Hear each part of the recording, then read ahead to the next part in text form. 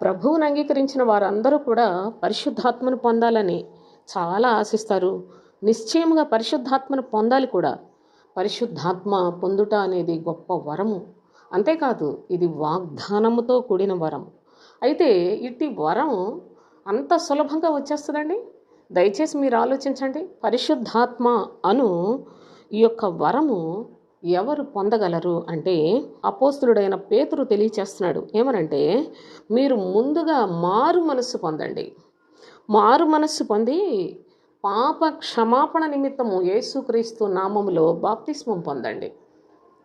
అప్పుడే మీకు పరిశుద్ధాత్మ అను వరము పొందే అర్హత వస్తుంది అని. ఈ యొక్క వాగ్దానము కొంతమందికేనా? కాదు సుమండి.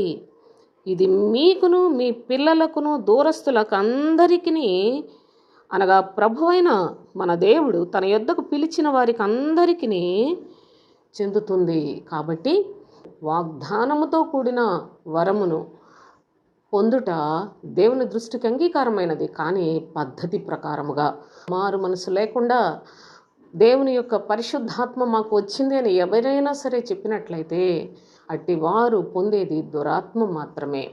మారు మనస్సు అనగా ఆత్మానుసారమైన మనస్సు, అనగా పరలోక సంబంధమైన నిరీక్షణను సంపాదించుకొని ప్రభు రాజ్యం కొరకు సిద్ధపడే ప్రతి ఒక్కొక్కరూ కూడా వారు ప్రభు నామములో బాప్తిస్మం పొందితే ఈ గొప్ప వరాన్ని మరి దేవుని కృప ద్వారా పొందగలరు సోదరులారా.